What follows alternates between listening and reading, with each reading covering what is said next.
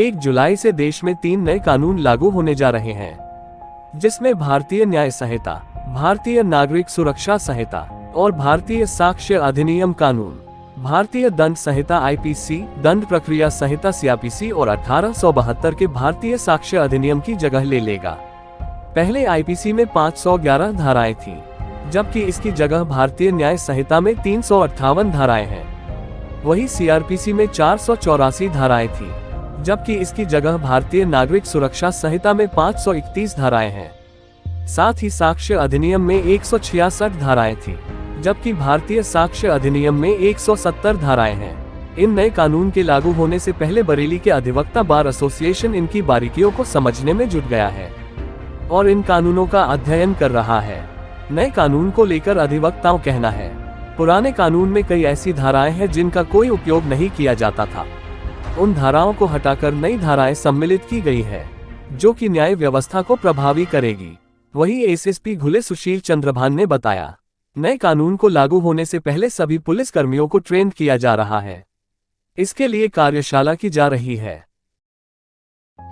देखिए, जो नए कानून लागू हो रहे हैं उसको लेकर के पुलिसकर्मी हर तरीके से तैयार हो। उनको जो अपना रोल है उसके अनुसार चीज़ों की जानकारी होनी चाहिए। उसको देखते हुए हम लोगों ने ट्रेनिंग चालू किया है और इसमें जो हेड कांस्टेबल लेवल का ट्रेनिंग है वो ज़िला स्तर पे करने के निर्देश है। उसके क्रम में हमने अभी पिछले रविवार को पहला ट्रेनिंग आयोजित किया था, जिसमें लगभग 300 पुलिसकर्मियों को हम लोगों ने ट्रेन किया है और आने वाले भी शनिवार रविवार पे हम लोगों ने अगले 2 हफ्ते में ट्रेनिंग प्लान किया है। कोशिश यही है कि 30 तारीख से पहले हम लगभग सभी पुलिसकर्मियों को जो उनका रोल है उसके अनुसार नए कानूनों में जो बदलाव हुए हैं उसके बारे में अवेयर करा लें और उनको ट्रेन करवा लें।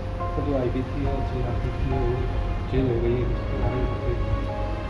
उसी में जो प्रावधान बदले हैं, उन बदले हुए प्रावधान या जो प्रोसीजर्स कुछ बदली है उसके बारे में हर पुलिसकर्मी को जागरूक होना चाहिए और जानकारी होनी चाहिए और उन्हीं को सभी को ट्रेन करने के लिए आयोजन किया जा रहा है।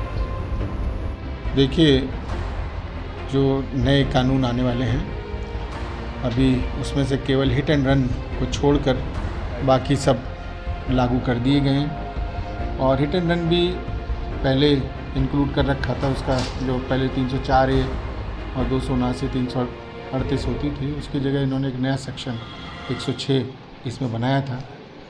वास्तव में जो मेरी अपनी पर्सनल ओपिनियन है उस लिहाज से कि अभी तक जितने भी कानून हैं इतने पुराने हैं और परिस्थितियां बदल गई हैं। लगातार जनसंख्या बढ़ रही है, अपराध के तरीके बढ़ रहे हैं, बहुत सारी चीज़ें ऐसी हैं जो बहुत समय से इंतज़ार में थी। लगातार अमेंडमेंट पे अमेंडमेंट किए जा रहे हैं, सारी चीज़ें हो रही हैं, महिलाओं से रिलेटेड हैं और तमाम चीज़ें हैं उनसे संबंधित हैं। सबसे बड़ी चीज़ हमारे यहाँ ये है कि घटना को लेके, जो घटना का स्थान है उसको लेके बड़ा इम्पॉर्टेंट समय से पूर्व और वो समय के बाद बहुत ज़रूरत थी इस तरीके की। जैसे इसमें एक प्रोविज़न दिया गया 0 FIR, हालांकि पहले नील क्राइम नंबर में होती थी दर्ज, लेकिन किसी भी तरीके की उसकी कोई जवाबदेही नहीं होती थी। ये जो कानून जितने भी हैं ये सब सुधारात्मक है, इसमें कोई दंडात्मक नहीं है। पहले जो कानून थे वो दंडात्मक होते थे कानून, क्योंकि अंग्रेज़ों का ज़माना था, सरकारें उसी हिसाब से काम करती थीं, उसी हिसाब से चलते आ रहे थे। तमाम बनने के बाद भी, देश के आज़ाद होने के बाद भी उसमें बहुत ज़्यादा फेरबदल नहीं की गई, बल्कि कुछ ही सेक्शनों में चेंज करके परिस्थितिवश और वक्त की मांग को देखते हुए उन्हें चेंजेस किया गया था। लेकिन इस समय वास्तव में इन कानूनों को बदलने की बहुत ज़्यादा ज़रूरत थी। इतने पुराने, इतनी सब चीज़ें, ऐसा नहीं है कि सरकार ने इसमें, बहुत सारे लोग कहते हैं इस बात को लेके, मेरे कई बार चर्चा हुई है इस बात पे कि वो कहते हैं कि कट पेस्ट है, पुराने कानून को लगा के इसमें ये सेक्शन घटा के ये लिख दिया, इस सेक्शन को बढ़ा के लिख दिया। ऐसा नहीं है।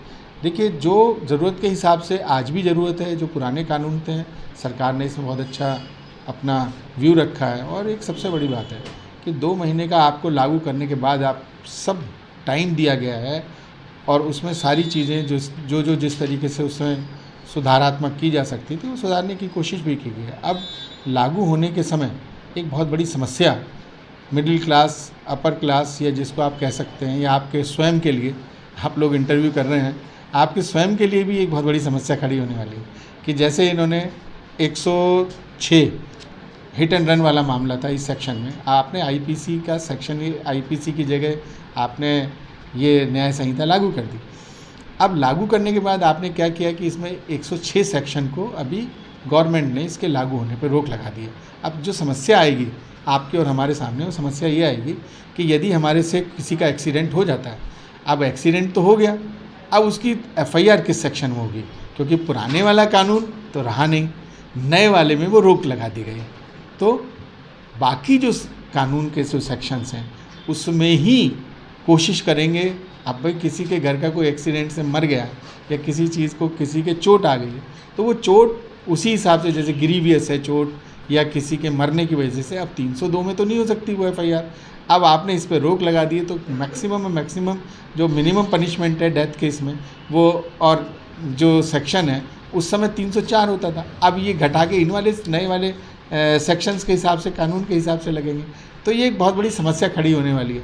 तो मेरा मानना ही है कि या तो सरकार को इस पे तुरंत के तुरंत एक्शन लेना चाहिए। हिट एंड रन का जो इन्होंने रोक लगाई है इस 106 पे सेक्शंस पे, इसको तत्काल लागू करना चाहिए या इसमें कुछ अमेंडमेंट करना चाहिए। और नहीं तो विश्वास रखिए, मैं तो आपसे प्रॉमिस कर रहा हूँ कि मैं तो 1 जुलाई के बाद साइकिल पे ही चलूँगा, मैं तो गाड़ी खड़ी कर दूँगा। नहीं तो कल को मुझसे कोई एक्सीडेंट हो जाता है या कोई चीज़ हो जाती है तो बहुत बड़ी बड़ी समस्याएं रहेंगी। मुझे थाना पुलिस भी पकड़ेगी, मेरा चालान भी होगा, मुझे बेल भी करानी पड़ेगी, मुझे ट्रायल भी पेश करना पड़ेगा। और जो मिनिमम पनिशमेंट है 10 साल या उस समय वो आगे के समय के लिए, वो सब चीज़ें सब मुझे फेस करनी पड़ेंगी, जैसा आम नागरिकों को करना पड़ता है। बरेली में तमाम अधिवक्ता हैं, बारे अच्छे लोग, तो उनको किस तरीके से नए कानून के बारे में बताया जा रहा है? हाँ, देखिए, ये हमने एक प्रोग्राम, हमारे यहाँ कार्यशाला है, उसका प्रोग्राम हमने रखा है और ये मान के चल रहे हैं कि अभी क्योंकि समय बाकी है, 15 दिन 14 दिन 15 दिन बाकी हैं अभी, और हमारे यहाँ जून में इस समय क्योंकि सिविल न्यायालय बंद रहते हैं, तो साक्ष्य अधिनियम जो है वो चाहे क्रिमिनल के लिए हो चाहे सिविल के लिए हो, सबके लिए बराबर है। तो हम लोग 1 जुलाई के बाद लगातार इस पर कार्यशाला आयोजित करेंगे, उस पर काम करेंगे और अच्छे वक्ताओं को उसमें बुलाएंगे। तमाम वीडियोस वगैरह हैं और चीज़ें हैं, प्रोग्राम्स हैं, वो आप नए कमर के और साथी अधिवक्ताओं की बात कर रहे हैं, उनको इतनी दिक्कत नहीं होगी। दिक्कत होगी हम जैसे लोगों को, जो पुराने लोग हैं, उनको बहुत दिक्कत होगी, क्योंकि हमें मालूम है मर्डर की ये सेक्शन है तो 302 है, उसमें मालूम है 325। अब इसमें सब चेंजेस हैं, सेक्शंस वो दोबारा करने पड़ेंगे हम लोगों को। आप कह रहे हैं दूसरों के लिए क्या करेंगे, हमें तो खुद भी लग रहा है कि हम लोगों को भी अपने आप के लिए पढ़ना पड़ेगा, और हम पढ़ेंगे और अपने साथी अधिवक्ताओं को सारी चीज़ें मुहैया कराएंगे और उनको कार्यशाला आयोजित करेंगे, तो उसमें उनको बुलाएंगे और यथासंभव जो भी होगा मैक्सिमम करेंगे उनके लिए।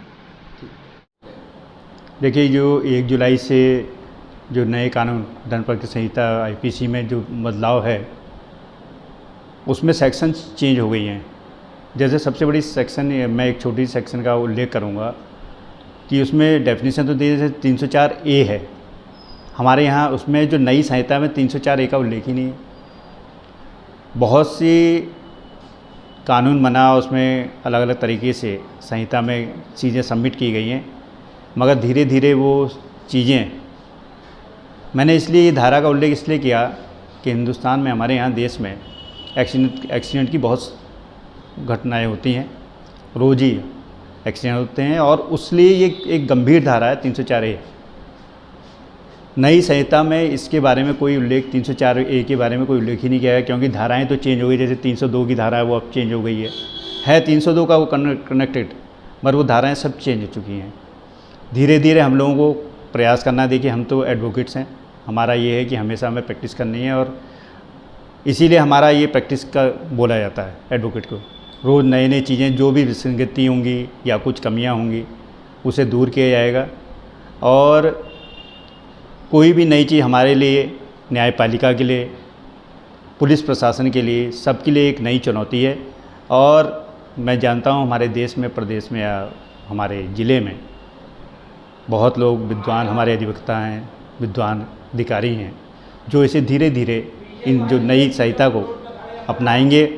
शुरू में कठिनाई तो हो सकती है, मगर हम ये आशा करते हैं कि भविष्य में इस जो नई संहिता लागू की गई है, उससे भारतीय नागरिकों को अधिक से अधिक, जो अंग्रेज़ों के समय में टमटम वाली योजनाएं थी, जैसे 304A में अंग्रेज़ों पे गाड़ियाँ हुआ करती थी, वो मार दिया करते थे भारतीयों को, वो सब चीज़ें ख़त्म हो गई हैं। और मैं यही फिर से ये आशा करता हूँ कि जो भारतीय संविधान में और ये संहिता जो अब लागू हो रही है 1 जुलाई से आईपीसी में जो संशोधन हुआ है वो भविष्य के लिए हमारे भारतीय नागरिकों के लिए एक मार्गदर्शक का कार्य करेगी और हमें अधिक से अधिक न्याय उपलब्ध कराएगी। देखिए, कानून जो भी लागू होंगे वो उन कानूनों पे काम करना हमारी मजबूरी भी होगी और उसमें बेहतर रिजल्ट निकालने का प्रयास भी होगा।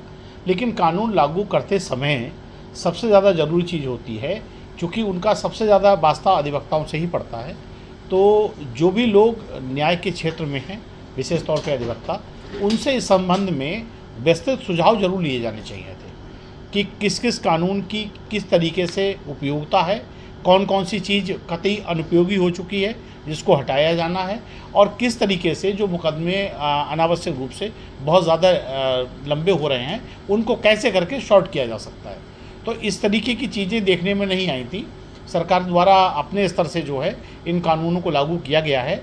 अब जब ये कानून व्यवहारिक रूप से आएंगे तो उस समय जो है ये कितने प्रभावी होंगे, और कानूनों में जब तक ये व्यवस्था नहीं होगी कि समय के साथ साथ उनमें बदलाव की परिभाषा, मतलब बदलाव की व्यवस्था होनी चाहिए, ताकि जो है भविष्य में जिस प्रकार की आवश्यकता महसूस हो उनमें तत्काल व्यवस्था जो है ऐसी होनी चाहिए कि परिवर्तन होके और व्यवहारिक बनाया जा सके। तो सबसे मेन चीज़ यही आएगी।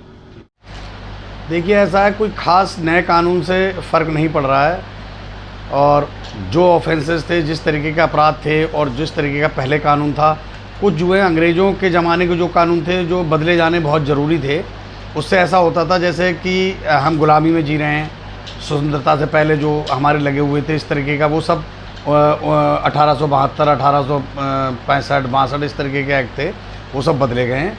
अब चूँकि ये जो भारतीय जो है न्याय संहिता, साक्ष्य अधिनियम और आईपीसी जो इसमें बदलाव हुए हैं बिल्कुल उचित हैं, सही हैं, और कोई मेरे हिसाब से कोई फ़र्क नहीं पड़ रहा है। और इससे एक नई ऊर्जा के साथ न्याय विभाग और सबको पढ़ना भी पड़ेगा। और पुराना बड़ा घिसा पिटा कानून भी था, और अब मैं समझ रहा हूँ कि जनता के लिए बहुत बढ़िया सुलभ न्याय मिलेगा, और एडवोकेट भी बहुत अच्छे ढंग से पढ़ पाएगा। थोड़ा शॉर्ट भी हुआ है, सेक्शंस भी कम हुए हैं, तो मैं समझ रहा हूँ कि कोई प्रभाव ज़्यादा पड़ेगा नहीं और अच्छा रहेगा, पहले से बेहतर न्याय व्यवस्था सुधरेगी। तो क्या लगता है जो सरकार के जो नया कानून लाने की प्रक्रिया थी वो आम लोगों के लिए फ़ायदेमंद रहेगी? हाँ, आम लोगों के लिए फ़ायदेमंद रहेगी।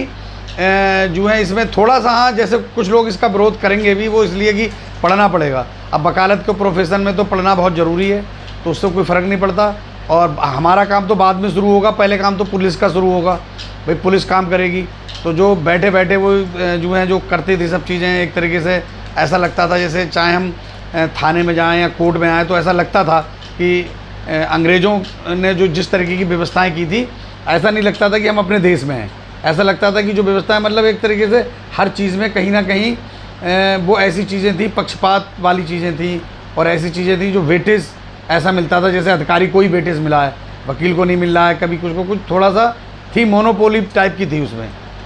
इस कानून में ऐसा नहीं है, अब सही है।